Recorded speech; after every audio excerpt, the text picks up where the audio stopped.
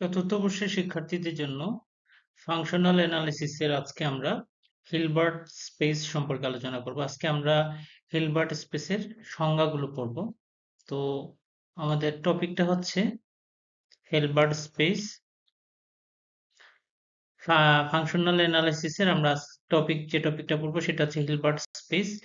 তো হিলবার্ট স্পেসের প্রথম যে টপিকটি সেটি হচ্ছে inner product and inner product space, অর্থাৎ বাংলায় অন্তজ গুণজ এবং অন্তজ গুণজ জগৎ কাকে বলে সেটা সম্পর্কে আমরা জানবো। তো অন্তজ অন্তজ ও গুণজ সেটা কি সেটা আমরা শুরু করি। মনে করি বাস্তব বা জটিল ফিল্ড এফ এ কে এর উপর একটি ভেক্টর জগৎ হচ্ছে এক্স। ঠিক আছে, তাহলে বাস্তব বা জটিল কোনো ফিল্ড থাকবে, তার উপর একটা ভেক্টর জগৎ হবে এক্স। এখন এই এক্স যে ভেক্টর ফিল্ড আছে তার ক্রস প্রোডাক্ট থেকে আমি ফিল্ডের উপর একটি ম্যাপিং নেব বা একটি চিত্র নেব, যেটাকে ব্র্যাকেট ডট কমা ডট আকারে প্রকাশ করা হয়েছে, যেখানে এই ডটে এক্স এর উপাদান বসবে, অর্থাৎ প্রতি জোড়া এক্স এবং ওয়াই বিলংস টু এক্স ভেক্টরের সহিত একটি স্কেলার মান পাওয়া যাবে, যেখানে এক্স এবং ওয়াই এর অন্তজ গুণন বলা হবে এবং সে নিম্নলিখিত শর্তগুলো মেনে চলবে। শর্তগুলো হচ্ছে, যদি এক্স প্লাস ওয়াই জেড এর সাথে অন্তজ গুণন নেওয়া হয় তাহলে সেটা হবে এক্স জেড এর অন্তজ গুণন এবং ওয়াই এবং জেড এর অন্তজ গুণনের সমান। এবং কোন স্কেলার দিয়ে যদি এক্স ভেক্টরকে গুণ দেওয়া হয় তাহলে যে ভেক্টর এবং ওয়াই এর অন্তজ গুণন যদি করা হয় তাহলে সেটা হবে স্কেলারটি বাইরে চলে আসবে, এক্স ওয়াই এর অন্তজ গুণন হবে। এক্স ওয়াই এর অন্তজ গুণন ওয়াই জেড এর কনজুগেট গুণনের সমান হবে, এবং দুইটা ভেক্টরের যদি সমান হয় বা সমান নাও হতে পারে, দুইটি ভেক্টরের ইনার প্রোডাক্ট সবসময় জিরোর সমান অথবা জিরো থেকে বড় হবে। আর যদি দুইটা ভেক্টরের ইনার প্রোডাক্ট শূন্য হয় তাহলে উপাদানটি অবশ্যই শূন্য হবে। এখন অন্তজ গুণন এই শর্তগুলো মানবে এবং তারা এক্স সেটের সদস্য হবে।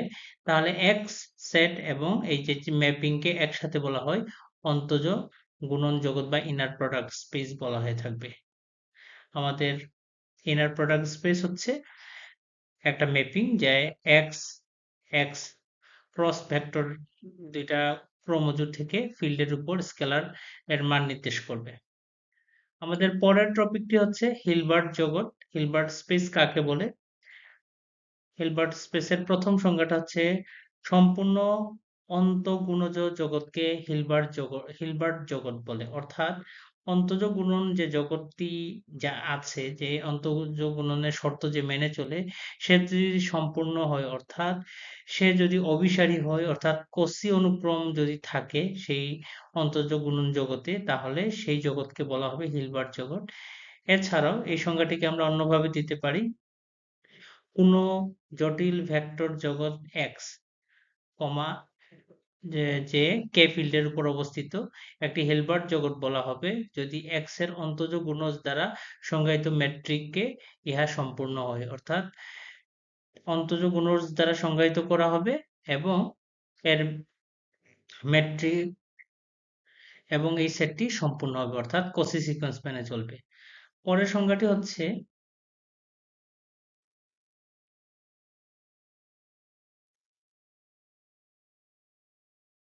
পরের সংজ্ঞাটি হচ্ছে কোনো জটিল বানাক জগৎ বা সম্পূর্ণ নর্ম জগৎ যার নর্ম ইহার উপর সংজ্ঞায়িত কোনো অন্তজ গুণজকে সৃষ্ট তাকে হিলবার্ট জগৎ বলা হয়ে থাকে। তার অর্থাৎ কি, একটা বানাক জগৎ হলে সে সম্পূর্ণ জগৎ হবে এবং সে যদি অন্তজ গুণজ দ্বারা সংজ্ঞায়িত করা হয় তখন তাকে বলা হবে হিলবার্ট জগৎ।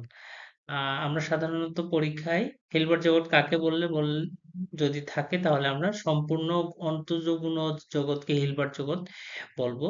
অন্যগুলো বেসিক বোঝার জন্য লাগবে। সংজ্ঞাটা তিনটা সংজ্ঞাই ব্যবহার করা যাবে, যেটি আহ, প্রথম সংজ্ঞাটি একেবারে সহজ, পরীক্ষার খাতায় আমরা এই সংজ্ঞাটি ব্যবহার করব।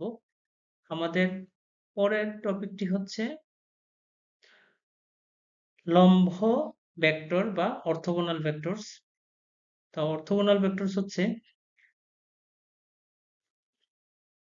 মনে করি x একটি অন্তঃগুণজ জগৎ, এর দুটি ভেক্টর x, y কে লম্ব ভেক্টর বলা হবে যদি তাদের দুইজনের অন্তজ গুণজের মান শূন্য হয়। অর্থাৎ x যে ভেক্টর জগৎ, সে অন্তজ গুণজের শর্ত মানবে, তখন তাকে অন্তজ গুণজ জগৎ বলা হবে। এবং এই x এর দুইটি উপাদানের যদি অন্তজ গুণজ নেওয়া করা হয়, ইনার প্রোডাক্ট করা হয়, যদি তার ইনার প্রোডাক্টের মান, উপাদান ভেক্টর দুটি ইনার প্রোডাক্টের মান যদি শূন্য আসে, তখন আমরা সেই ভেক্টর দুটিকে পরস্পর উপর লম্ব ভেক্টর বলবো। আমাদের লম্ব ভেক্টর হতে হলে তাই সেইটাকে আমরা লিখবো x is perpendicular to y দ্বারা সূচিত করা হবে। লম্ব চিহ্ন দ্বারা দুইটা ভেক্টর পরস্পর উপর লম্ব সেটা সূচিত করা হবে। তো উদাহরণ হিসেবে আমরা দেখতে পারি u হচ্ছে 3 ডাইমেনশনাল স্পেসে একটা ভেক্টর, যেখানে u এর উপাদান আছে 1, -2, -3 এবং v হচ্ছে একটা উপাদান 3 ডাইমেনশনাল স্পেসে, যে 2, -5, 4। u এবং v তারা হচ্ছে R3 এর সদস্য। এখন যদি তাদের অন্তঃগুণজ করা হয়, অর্থাৎ u এবং v এর ইনার প্রোডাক্ট যদি নেওয়া হয়, তাহলে এই u এর প্রথম উপাদান 1, v এর প্রথম উপাদান 2 এর সাথে গুণ হবে, তাহলে 1 × 2 = 2 হবে, -2 × -5 = 10 হবে, -3 × 4 = -12 হবে, যাদের রেজাল্ট আসতেছে 0। তাহলে আমরা বলতে পারি u ভেক্টর এবং v ভেক্টর পরস্পর পর লম্ব, সেটাকে এই যে লম্ব চিহ্ন দ্বারা প্রকাশ করা হবে। অর্থাৎ দুইটি ভেক্টরের যদি অন্তঃগুণজ শূন্য হয়, তাহলে ভেক্টর দুইটিকে পরস্পরের উপর লম্ব বলা হবে।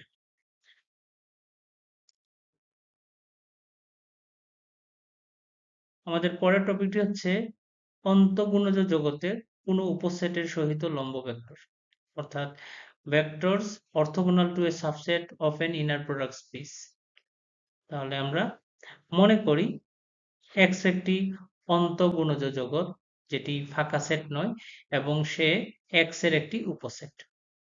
তাহলে যে কোনো ভেক্টর x এর এমন একটি ভেক্টর থাকবে যার সাথে a সেটের উপর যদি লম্ব হয়, অর্থাৎ a সেটের উপাদানের সাথে x ভেক্টরের যদি অন্তঃগুণজ বা ইনার প্রোডাক্ট যদি শূন্য আসে, তখন বলা হবে x ভেক্টরটি a সেটের উপর লম্ব। আমি আবার বলি, অন্তঃগুণজ x হচ্ছে একটা সেট থাকবে, এই সেটের একটি উপসেট a যেটি ফাঁকা সেট নয়। তাহলে x এর যে কোনো একটি ভেক্টরের সাথে যদি a সেটের সকল উপাদানের ইনার প্রোডাক্টের মান যদি শূন্য আসে, তাহলে x ভেক্টরটি হবে a সেটের লম্ব ভেক্টর। এরপরে আমরা পরের টপিকটি হচ্ছে অন্তঃগুণজ জগতের লম্ব উপসেট, orthogonal subset of an inner product space। তো মনে করি আমাদের এখানে x একটি অন্তঃগুণজ জগৎ থাকবে এবং দুটি সাবসেট, x এর দুটি সাবসেট যারা ফাঁকা সেট নয়, a which is not non-empty, b also non-empty is a subset of x, অর্থাৎ x এর দুটি উপসেট যারা ফাঁকা সেট নয়। তাহলে a এবং b পরস্পরকে লম্ব উপসেট বলা হবে, অর্থাৎ a এবং b পরস্পর লম্ব বলা হবে যদি a সেটের সকল উপাদান, যে কোনো উপাদান, এবং b সেটের যে কোনো উপাদানের সাথে যদি ইনার প্রোডাক্ট করা হয় এবং অন্তঃগুণজ করা হয়, ইনার প্রোডাক্ট বা অন্তঃগুণজ করা হয়, তাহলে যদি তার মান শূন্য হয়, তখন a এবং b পরস্পর উপর লম্ব বলা হয়, এবং সেটাকে আমরা a is perpendicular to b দ্বারা সূচিত করা হয়ে থাকে। অর্থাৎ x এর দুটি উপসেটের মধ্যে প্রথম উপসেটের সকল যে কোনো ভেক্টরের সাথে দ্বিতীয় উপসেটের যে কোনো ভেক্টরের যদি দ্বিতীয় উপসেটের যে কোনো ভেক্টরে যদি ইনার প্রোডাক্ট শূন্য আসে, তখন a সেটকে b সেটের লম্ব বলা হয়ে থাকে, এবং a এবং b হচ্ছে x এর লম্ব উপসেট। অন্তঃগুণজ জগতের যে কোনো উপসেটের লম্ব পূরক, orthogonal complement of an inner product space। মনে করি x একটি অন্তঃগুণজ জগৎ, যেখানে তার একটি উপসেট a যেটি ফাঁকা নয়, a সেটের উপর লম্ব সকল ভেক্টরের সেটকে এ সেটের লম্ব পূরক সেট বলা হয়ে থাকে। অর্থাৎ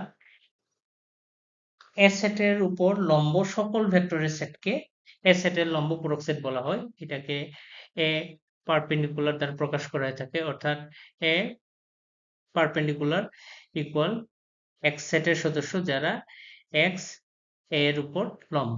অর্থাৎ এক্স এবং এ সেটের যে উপাদানগুলোর ইনার প্রোডাক্ট করলে যদি শূন্য আসে তখন এক্স সেটের সদস্যগুলাকে বলা হবে লম্ব পূরক সেট এবং একে এ পারপেন্ডিকুলার দ্বারা প্রকাশ করা হয়ে থাকে। আমাদের গুরুত্বপূর্ণ কিছু তথ্য সেটি হচ্ছে দুটি ভেক্টর যদি পরস্পর লম্ব হয় তাহলে তাদের ইন্টারসেকশনের মান শূন্য আসবে, অর্থাৎ তাদের মধ্যে কমন উপাদান শূন্য ছাড়া কমন কোনো উপাদান থাকবে না। এবং এক্স যদি ভেক্টর জগৎ অর্থাৎ অন্তঃগুণজ জগৎ হয় তাহলে এক্স এর পূরক সেট হচ্ছে শূন্য সেট এবং শূন্য সেটের পূরক সেট হচ্ছে এক্স নিজে। এই দুটি গুরুত্বপূর্ণ শর্ত আমাদের মনে রাখতে হবে, আমাদের যখন গাণিতিক সমস্যার সমাধান করব তখন এগুলো কাজে লাগবে। আমাদের পরের টপিকটা হচ্ছে অর্থোগোনাল সাম অর্থাৎ লম্ব যোগফল বা সমষ্টি।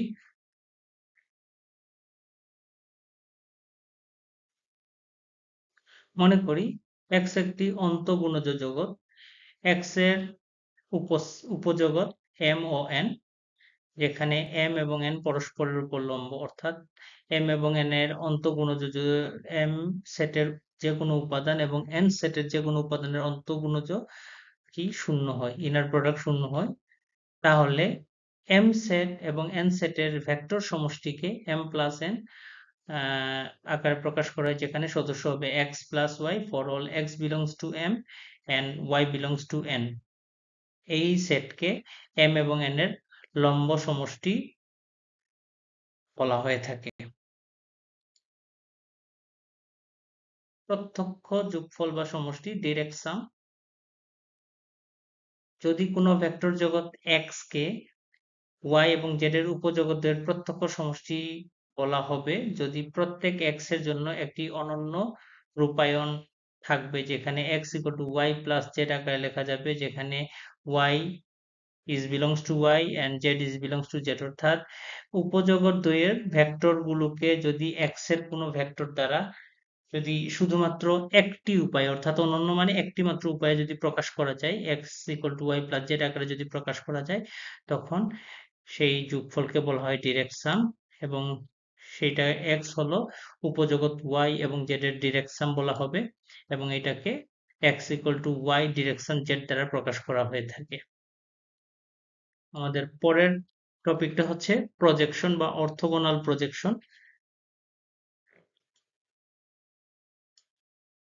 মনে করি কোনো হিলবার্ট জগৎ এক্স এর একটি বদ্ধ উপজগৎ এম, তবে এম পারপেন্ডিকুলার বা এম কমপ্লিমেন্ট যেটা পূরক সেট, এম এর পূরক ইনার প্রোডাক্টের পূরক ও একটি বদ্ধ উপজগৎ এবং x equal to direct sum of M plus M complement হবে। সুতরাং এক্স বিলংস টু এক্স এর জন্য একটি অনন্য রূপায়ণ, যেহেতু ডিরেক্ট সাম মানেই হচ্ছে এক্স এর একটা উপাদানকে এম এবং এম কমপ্লিমেন্টের উপাদানের সমষ্টি আকারে অনন্য উপায়ে প্রকাশ করা যাবে, অর্থাৎ x equal to y plus z, যেখানে এক্স বিলংস টু এক্স এবং y belongs to M and z belongs to M complement হয়, তখন এই কিকে বলা হয়, এই যোগফলকে বলা হয় অর্থোগোনাল প্রজেকশন। তখন Z is perpendicular to m হলে y কে m এর উপর x এর লম্ব অভিক্ষেপ বলা হয়ে থাকে। সেগমেন্ট, সেগমেন্ট হচ্ছে অংশ। মনে করি x একটি ভেক্টর জগৎ কোন পরিমিতি আলফা, যেখানে আলফার মান 0 থেকে বড় অথবা 0 সমান কিন্তু 1 থেকে ছোট অথবা সমান হবে, যদি x এবং y কে z equal to alpha x plus 1 minus alpha y আকারে প্রকাশ করা হয়, তখন আকারের সকল উপাদানের সেটকে x এবং y এর সংযোগ বলা হয়ে থাকে, অর্থাৎ সেগমেন্ট বলা হয়ে থাকে। অর্থাৎ ভেক্টর জগতের যে কোনো দুইটা উপাদানকে alpha x plus 1 minus alpha y আকারে প্রকাশ করা যায়, তাহলে তাকে সেগমেন্ট বলা হয়ে থাকে। আমাদের পরের টপিকটা হচ্ছে কনভেক্স সেট বা উত্তল সেট। মনে করি এক্স একটি ভেক্টর জগৎ, এর উপর যে কোনো উপসেট এ কে উত্তল সেট বলা হয় যদি এর যে কোনো উপাদানকে যদি সেগমেন্ট আকারে প্রকাশ করা যায় তাহলে এই সেটকে বলা হবে উত্তল সেট। অর্থাৎ এক্স ওয়াই বিলংস টু এ, যেখানে জেড ইকুয়াল টু জেড হচ্ছে এক্স এর সদস্য, যে যাকে এ সেটের দুইটা উপাদান এক্স এবং ওয়াই এর সেগমেন্ট আকারে z equal to alpha x plus one minus alpha y আকারে প্রকাশ করা যায়, এবং এই সেটটা এ সেটের যদি উপসেট হয় তখন এটাকে বলা হয় কনভেক্স সেট। তো আজকে আমাদের ফাংশনাল অ্যানালাইসিসের এইগুলো হচ্ছে বেসিক আলোচনা। আমরা আগামী ক্লাসে ফাংশনাল অ্যানালাইসিসের অন্য টপিক নিয়ে আলোচনা করব। ধন্যবাদ সবাইকে।